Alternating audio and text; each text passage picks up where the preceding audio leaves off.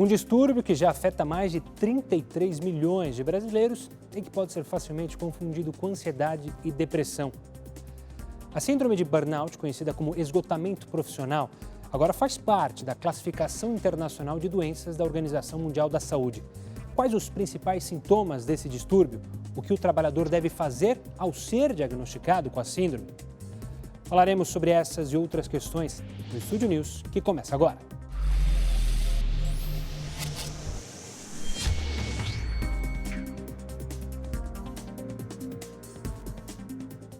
Para falar sobre esse tema, eu recebo Ana Merzel Kenkraut, coordenadora do Programa de Experiência do Paciente no Hospital Albert Einstein, e o juiz do trabalho Frederico Monatti Cerutti, diretor da Associação dos Magistrados da Justiça do Trabalho da 2ª Região.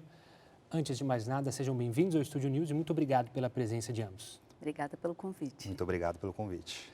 Doutora, eu vou começar com você, primeiro para a gente explicar o que é a síndrome de burnout. É a primeira vez que o esgotamento profissional, a síndrome, então, foi incluída na classificação internacional das doenças da Organização Mundial da Saúde. Então, eu queria que você explicasse para a gente, para o pessoal de casa, o que é, de fato, essa síndrome.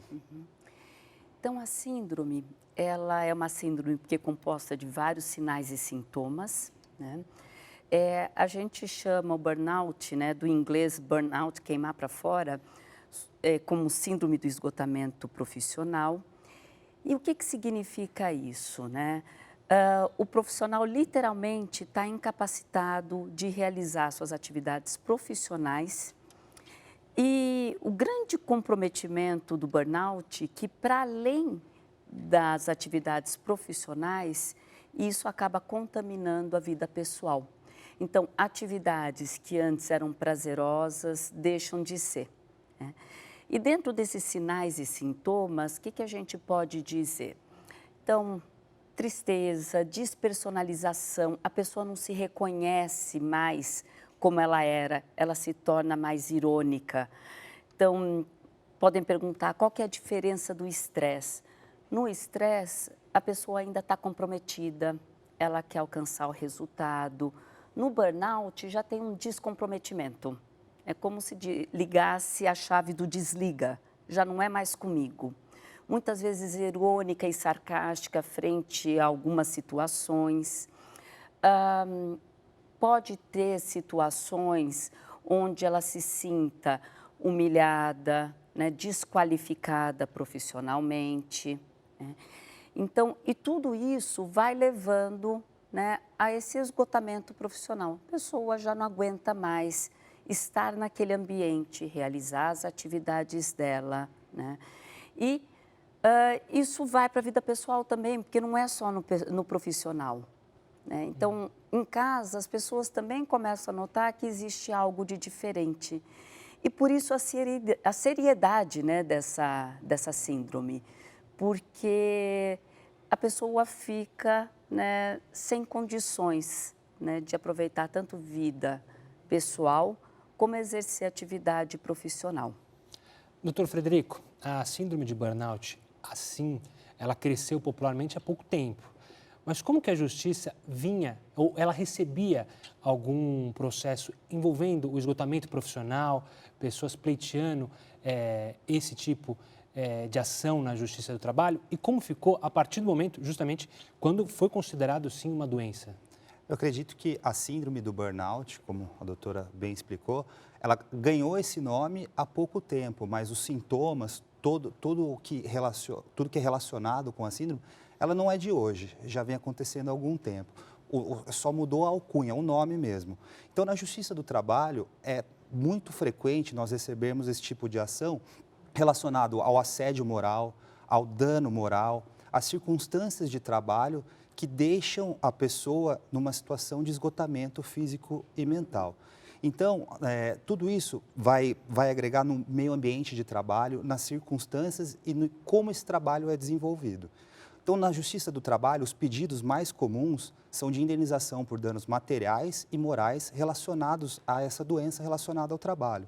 Então, por exemplo, caso constatada essa síndrome através de um perito que o juiz nomeia, um perito de confiança do juiz, um perito médico, que vai avaliar todas essas condições e verificar se realmente essa síndrome tem relação com o trabalho, o trabalhador vai fazer jus à indenização por danos morais, ou seja, aquele dano à esfera íntima, aquele dano da honra subjetiva, aquela sensação de pertencimento, aquela sensação das qualidades que o próprio indivíduo tem dele mesmo, e uma indenização por danos materiais, que é aquilo que o indivíduo deixou de ganhar. No caso, se for constatada uma total incapacidade para o trabalho, ou seja, ele não consegue mais trabalhar, ele vai fazer jus a uma indenização de um salário, que era o salário que seria devido pelo empregador durante o contrato de trabalho. E além do aspecto trabalhista, tem o aspecto previdenciário, que se o empregado não conseguir mais trabalhar e estiver efetivamente incapacitado, a previdência vai ser onerada. Então o INSS vai ter que arcar com uma indenização, um auxílio doença acidentário para sustentar o empregado. Então são duas esferas distintas, na Justiça do Trabalho e na Justiça Federal, mas que estão intimamente ligadas.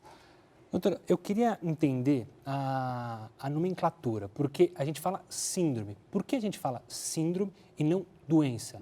Há alguma explicação para o pessoal de casa? Porque a gente fala síndrome e doença, qual é a diferença das duas? Na síndrome, ela engloba vários sinais e sintomas, né? Então, o esgotamento físico e psíquico, né? Então, dores, dor de cabeça, dores musculares, sudorese, taquicardia, excesso ou falta de sono, excesso ou falta de apetite, tristeza, irritabilidade, né? São vários sinais e sintomas que o conjunto disso fala de uma síndrome, né? Não é uma doença caracterizada, né? O burnout, ele também é descrito, conforme o teórico que você lê, ele vai te dizer desde um estresse que a gente possa estar vivenciando, até essa forma mais severa, que foi o que Freudenberg descreveu pela primeira vez como síndrome do esgotamento físico e psíquico ligado à profissão. E essa questão, né, quando a gente fala de burnout, necessariamente esse esgotamento físico e psíquico está ligado ao ambiente profissional. Senão não é burnout, é outra coisa, né? Então, o burnout, ele é uma doença do trabalho, né? E hoje a gente se preocupa porque existe um mundo com maior competitividade, né?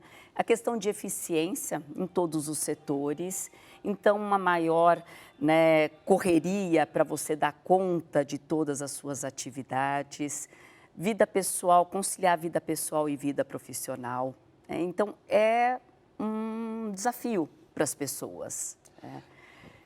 Doutor, eu perguntei essa questão da doença e da síndrome, eu também queria saber, na legislação, há alguma diferença entre alguém que entra com um pedido na justiça por ter uma doença, seja lá um câncer ou uma doença, e uma síndrome? Tem diferenças na hora do juiz até mesmo julgar o caso?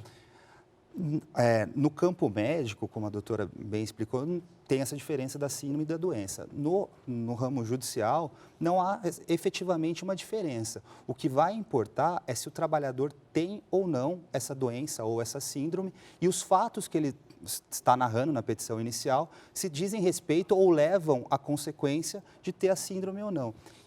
Para existir o dano ou a responsabilidade civil, é exigido a conduta, o nexo de causalidade, o dano e a culpa.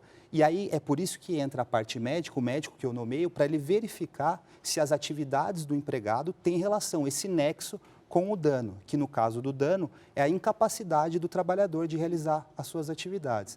Então, por isso que é importante a descrição dos fatos e o ambiente de trabalho que o trabalhador está me narrando, para eu ver se isso efetivamente tem relação ou não. E aí a gente entra num outro campo que é complicado, que é a prova disso.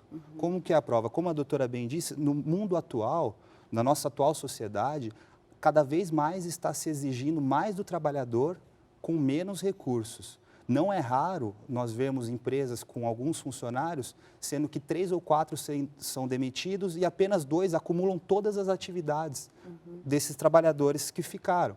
Então, a gente tem um grande problema que exige-se cada vez mais eficiência, mais produtividade, mais retorno financeiro com menos recursos. E é por isso que o trabalhador vem cada vez mais sendo exigido, sendo utilizadas as ferramentas com a tecnologia. Hoje o trabalhador dificilmente ele se desconecta, não raro. Um jornalista não recebe um e-mail, um WhatsApp fora do horário de trabalho?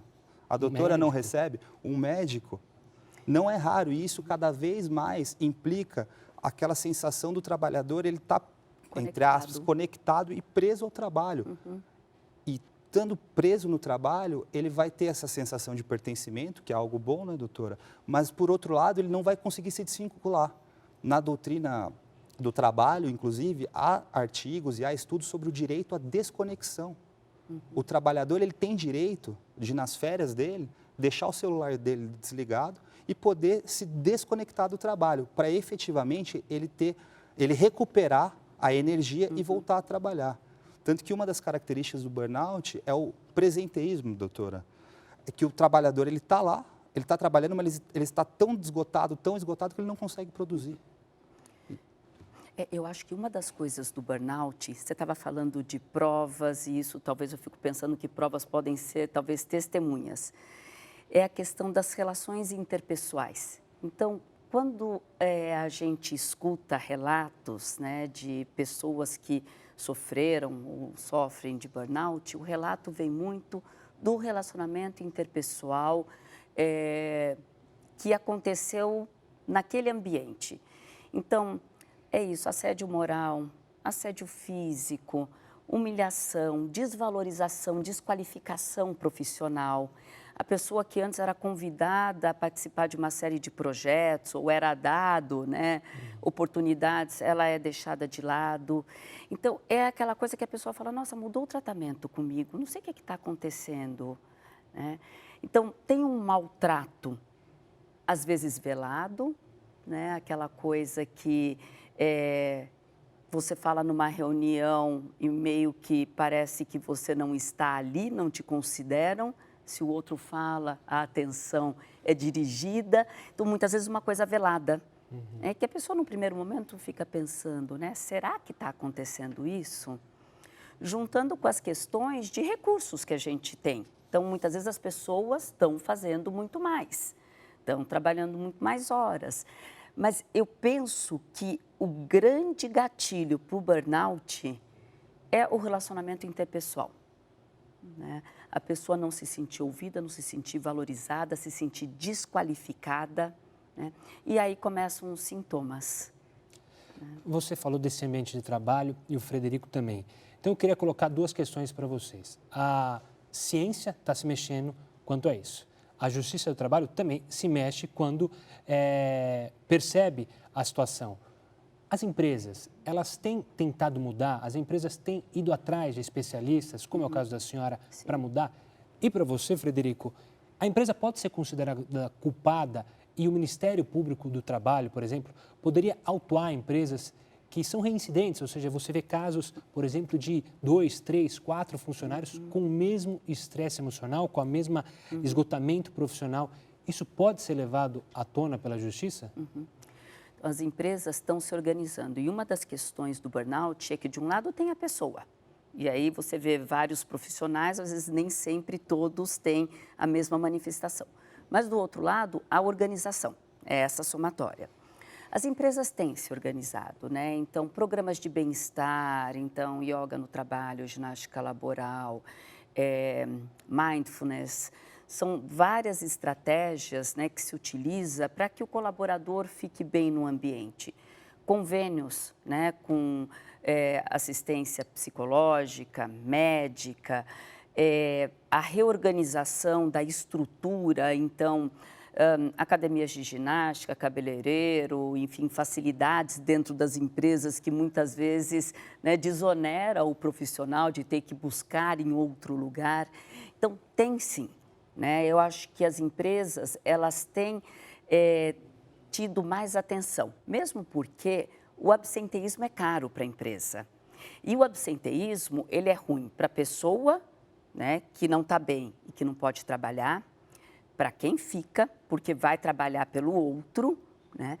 E para a empresa. Então, ninguém lucra com absenteísmo. Então, isso é alvo, né, de preocupação e faz com que a gente tenha que mudar o jeito de se fazer. né? Dessa maneira não está dando certo. E as empresas têm buscado estratégias para isso.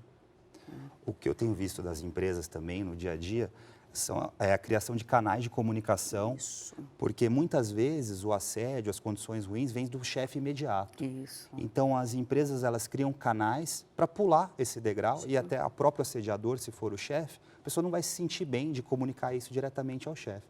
Então criam-se canais independentes, no caso de ombudsman, de ouvidoria, que o funcionário ele tem um canal direto para poder fazer essa reclamação. Isso mesmo. E no aspecto judicial trabalhista, o que a justiça tem feito é cada vez mais aplicar penas e indenizações mais altas para coibir, pelo efeito pedagógico da indenização. No caso da fiscalização, a gente precisa fazer uma pequena diferença entre Ministério Público do Trabalho, que é conhecido, é o Ministério Público, o braço trabalhista do Ministério Público, que faz a fiscalização da lei trabalhista, e o Ministério do Trabalho, que atualmente foi incorporado pelo Ministério da Economia. E quem faz essa fiscalização das relações de trabalho e aplica essas multas administrativas é o Ministério do Trabalho, como eu disse atualmente no Ministério da Economia. Existem meios de se fiscalizar, existem auditores fiscais do trabalho que fazem essa fiscalização e podem autuar as empresas. No campo do Ministério Público do Trabalho, que é voltado à ação coletiva, existe agora, até recentemente, houve o ajuizamento de uma ação civil pública contra uma instituição financeira grande, que foi constatado um número enorme de afastamentos por doenças e transtornos relacionados ao trabalho, doenças e transtornos mentais. E isso ficou provado e ficou demonstrado que isso decorre do ambiente de trabalho, da questão de uma gestão empresarial voltada a pressionar o trabalhador. Isso foi constatado, foi provado e essa empresa foi condenada em dano moral coletivo. Então, por isso que existem meios e meios. Existe atuação coletiva, individual, quando o empregado ajuiza a ação, e a atuação coletiva pelo Ministério Público do Trabalho, que representa toda a sociedade. Tá certo. Por favor, Ana, você quer falar Acho que alguma a outra coisa? questão também é o investimento na formação de lideranças, né? Então, treinamentos, como se faz gestão de equipe, né? Então, isso também é um investimento, porque a gente sabe, essa questão que você trouxe, né? Muitas vezes é o líder imediato, e a pessoa fica, enfim, receosa de fazer uma denúncia, mas isso é algo que acontece repetidamente, né? Então, a questão dos canais de compliance, saque RH, né? Então, são canais que o funcionário ele pode entrar em contato a despeito, né, da liderança imediata. E apenas para complementar, não só para a empresa é caro o absenteísmo, porque a empresa vai ter o prejuízo do funcionário que não está produzindo, não vai estar trabalhando, e a sociedade inteira arca, porque o auxílio-doença acidentário, a pensão, ela é paga pelo Estado, ela é paga por todos nós. Então, o custo não é só econômico, é o custo social, é o custo de toda a sociedade. Por isso é importante dedicar estudo sobre esse tema e as empresas aplicarem recursos, porque sai caro não só para a empresa, mas para a sociedade. Exato. Frederico, Ana, a gente vai continuar o papo, mas antes um rápido intervalo. O Estúdio News volta em instantes, não sai daí.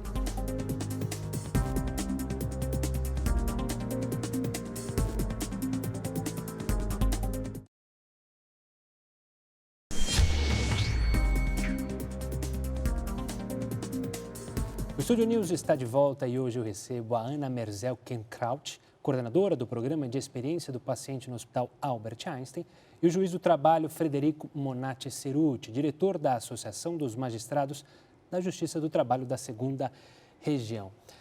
Ana, Frederico, a gente terminou o último bloco falando mais das empresas, da questão social. Eu queria individualizar agora.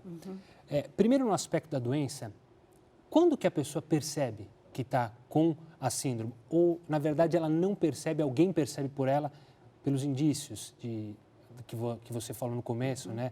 O estresse, em casa também desanimada. Normalmente a pessoa percebe isso? Então, é muito frequente as pessoas que convivem, né, com o profissional que está adoecido perceberem que tem algo estranho.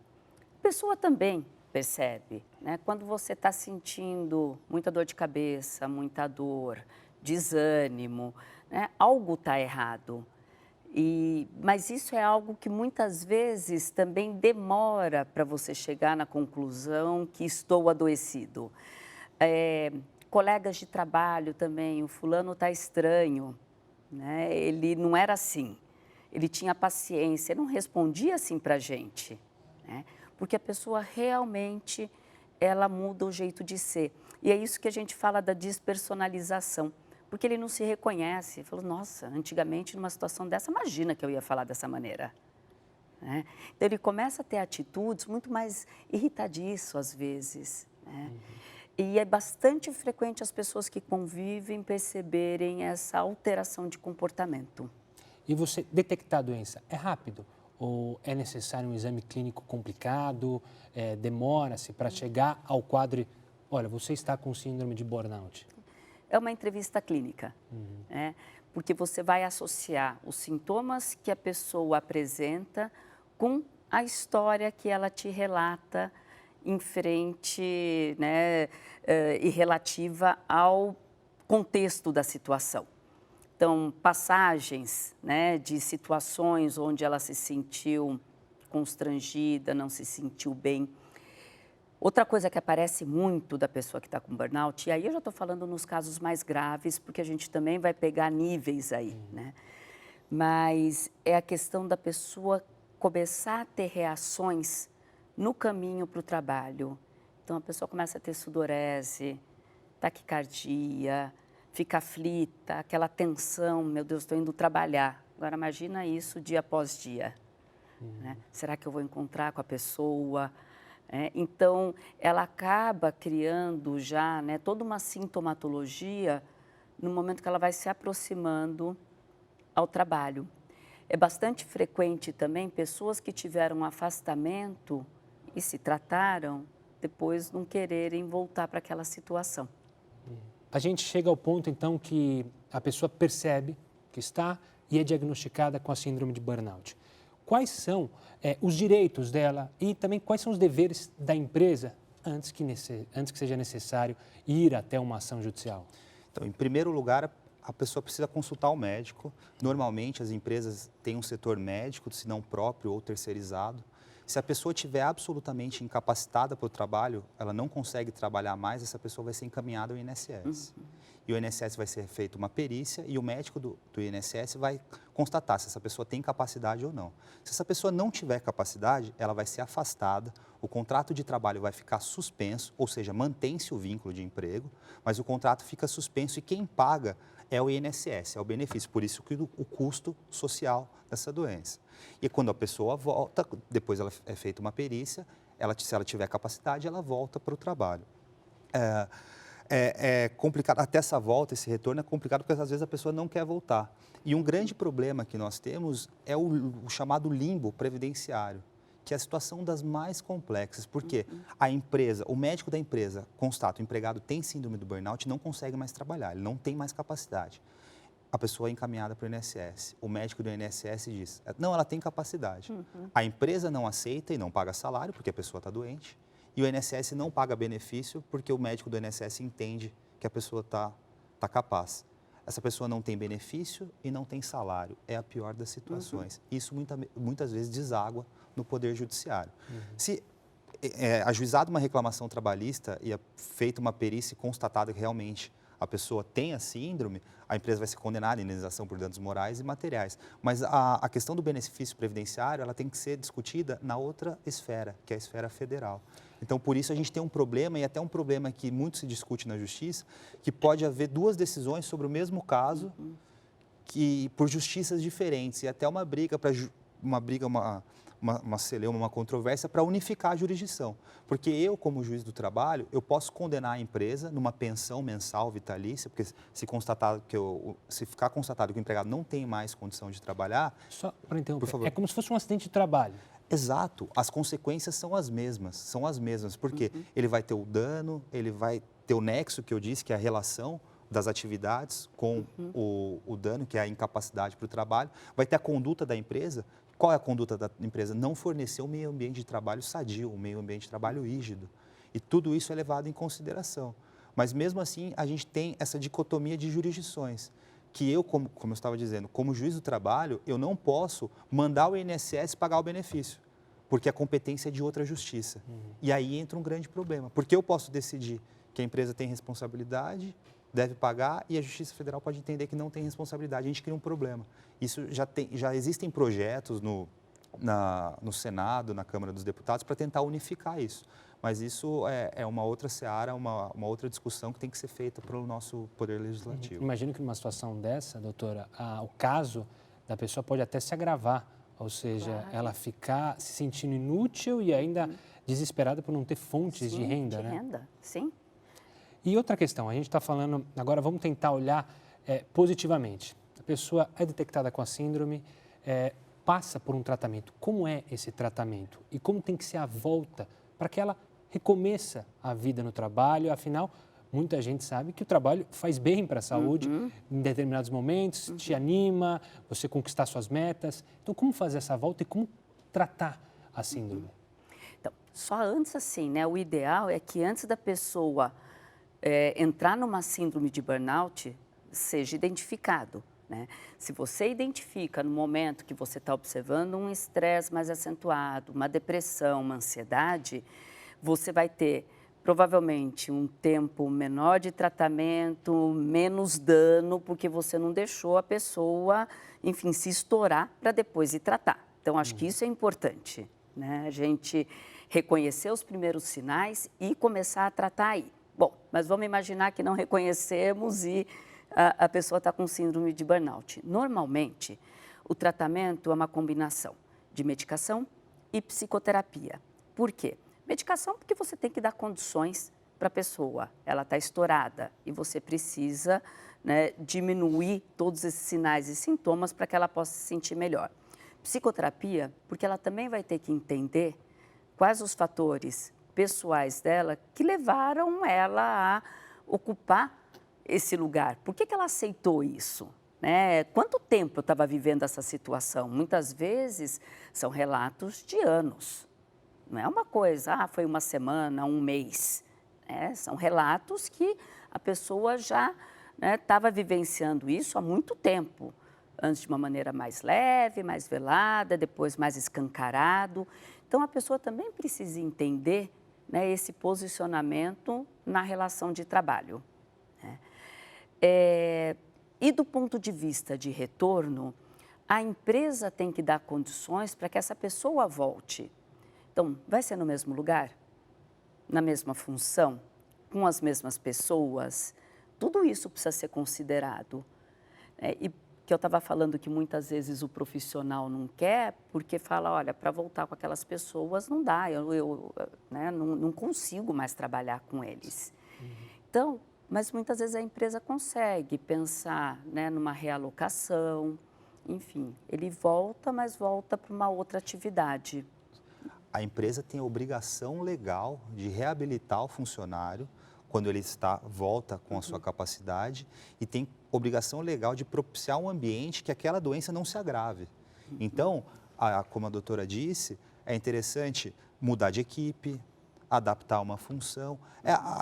O paralelo com o acidente, aquele acidente típico do trabalho, é perfeito. Se o funcionário é um operador de máquina e perdeu o braço, ele não tem condição de voltar para operar a mesma máquina. Ele vai ser deslocado para um serviço administrativo, para um serviço que não envolva o trabalho manual. Da mesma forma, um trabalhador que sofreu com a síndrome do burnout e veio a se recuperar, ele não pode, não deve ser colocado na mesma posição, na mesma equipe, nas mesmas circunstâncias, sob pena de agravar a doença e a empresa também ter responsabilidade pelo agravamento da doença. Ainda nessa linha, antes da gente encerrar, quando uma pessoa é detectada, é diagnosticada com uma doença, ela tem um período de estabilidade quando ela volta. Isso existe também para o burnout? Perfeito. As pessoas têm o direito não podem ser demitidas logo em sequência que voltam? Como que funciona isso? O artigo 118 da Lei 8.213, ele estabelece uma estabilidade para o funcionário que ficou afastado por doença relacionada ao trabalho em período superior a 15 dias. Então, vamos dar um exemplo prático. O funcionário ficou 2 meses afastado, recebendo o benefício do INSS, e foi diagnosticado com a síndrome, foi tratado e voltou. A partir do momento que ele volta, ele tem 1 ano de estabilidade, ele não pode ser mandado embora nesse 1 ano. Por quê? Entendeu o legislador que esse 1 ano era o tempo necessário para essa pessoa se recuperar efetivamente e ter o sustento. Porque é de conhecimento comum que, após o afastamento, a chance dessa doença se agravar, os gastos com o médico, com medicamentos, são mais intensos. Então, por isso que o legislador pensou nessa estabilidade. E se a empresa mandar a pessoa embora, dispensar sem justa causa, o empregado tem direito à indenização do período de 1 ano ou à reintegração. Porque existem alguns casos que a reintegração não é aconselhável. No caso da síndrome do burnout, o empregado ficou afastado, voltou, foi colocado na mesma equipe. Depois de 2 meses, ele foi mandado embora. Ele vai querer ser reintegrado? É incompatível, absolutamente incompatível. Então, não raro, o empregado entra na justiça pleiteando essa estabilidade, mas de forma indenizada, não pelo retorno ao trabalho. Doutora, para fechar, a gente já recebeu muitos médicos aqui no Estúdio News para falar de diversos temas. Sempre quando está relacionado a alguma doença da mente, a maioria dos médicos me fala que é importante a meditação. A meditação também ajuda. As pessoas devem olhar mais para si para não chegar nessa estafa, não esperar só que a empresa, como vocês falaram mais cedo, crie programas, mas você parar um pouco, pensar o que eu estou fazendo na minha vida, é só trabalho? Isso. Acho que por isso que a pessoa precisa entender o que a levou. E aí a questão, juntando com as férias, né, de você ter momentos que você desconecte. Então, meditação é algo que tem sido comprovado, né, como um fator de bem-estar. Porque é aquele momento que você vai focar a atenção, existem várias formas de meditação, mas você vai voltar a atenção para si. Agora, é muito importante, o que você gosta de fazer? Quais são os seus hobbies? Como que você gosta de ocupar o tempo? É bom a gente ter estabelecido o que é importante para a gente, né? E isso somos nós que temos que fazer, ninguém vai fazer por você. Não vai ser a empresa que vai falar, olha, você tem que ter um tempo aqui para fazer uma atividade física. É a gente que vai ter que criar esse tempo.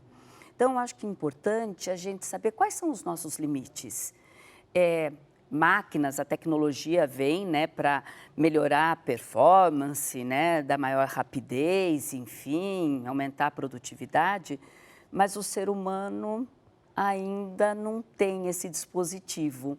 A gente precisa das necessidades fisiológicas, né, dormir, né, repousar, né, atividade sexual, atividade física, isso faz parte do ser humano, né? Então, a gente precisa respeitar que essas coisas precisam estar incluídas no nosso dia a dia. É importante saber que é uma vida além da vida que você tem na empresa, né? A gente fala, né, que o estresse pode matar prematuramente e o burnout pode fazer com que a vida não vale a pena. Então, é isso que a gente tem que evitar.